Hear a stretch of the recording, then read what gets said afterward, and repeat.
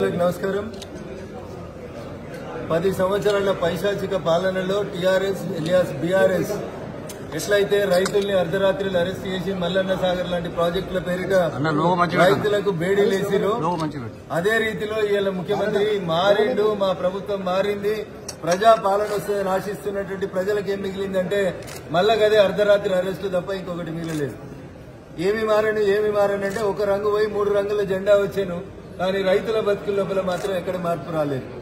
నిజంగా ప్రాజెక్టు కట్టాలనే ఆలోచన ఉంటే ఫార్మాసిటీ పేరిట గత ప్రభుత్వం ఎక్వైర్ చేసినటువంటి భూములని, ఫార్మాసిటీ పేరిట డెవలప్ చేసినటువంటి భూములని ఫార్మా కంపెనీలకు ఇవ్వకుండా పాత ముఖ్యమంత్రి, పాత టీఆర్ఎస్ పాలకులు ఏ తప్పులు చేసిరో, నేను గజ్వేల్కు ముఖ్యమంత్రిని, నేను సిద్దిపేటకు మంత్రిని, నేను సిరిసిల్లకు మంత్రినని ఈయన కొడంగల్కి తీసుకుపోయి కూడా పెట్టి, ఆయన గజ్వేల్కి గడా పెట్టుకుంటే ఈయన కొడంగల్కి కూడా పెట్టుకున్నాడు.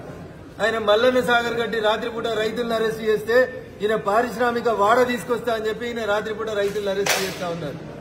అందుకని టీఆర్ఎస్ పాలనైనా కాంగ్రెస్ పాలనైనా పాలకుల కుర్చీలో కూర్చునేటువంటి వ్యక్తులు మారినారు, కానీ రైతుల బతుకులు మారలేదు. ఆ రోజు మిర్చి అమ్ముకుంటామని పోతే ఖమ్మం మిర్చి యార్డ్ లోపల రైతులను అరెస్ట్ చేసి బేడీలేస్తారా అని రంకెలేసిన రేవంత్ రెడ్డి మల్లన్న సాగర్ లో అర్ధరాత్రి పూట ఊర్లను ఖాళీ చేపిస్తుంటే వచ్చి 48 గంటలు అక్కడ నిరాహార దీక్ష చేసినటువంటి రేవంత్ రెడ్డి గారు ఈయన ముఖ్యమంత్రి అయిన తర్వాత లగిచర్ల సంఘటన తర్వాత రాత్రిపూట అరెస్టులు ఎందుకు కొనసాగిస్తారో చెప్పాలి. తప్పు చేసినోడు నరేందర్ రెడ్డి, కేటీఆర్, ఎల్లయ్యనా, మల్లయ్యనా చట్టం ముందు అందరూ సమానం కాబట్టి అరెస్ట్ చేయాలి.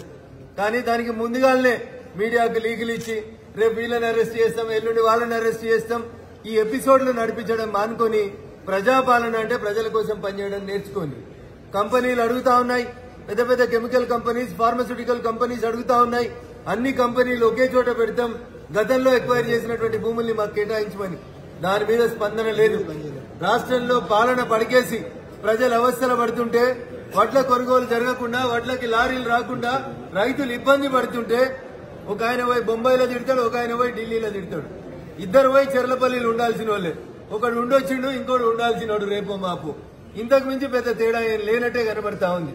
అందుకని అటు మేమే రాబోతాం, మేమే చేస్తున్నామని చెప్పుకునే ఇద్దరికి కూడా నేను చెప్పే సూచన ఒకటి, ముందు ఇప్పుడు నడుస్తున్న దాన్ని కాపాడుండ్రి, ఇప్పుడున్న రైతన్నల్ని ఆదుకోండి.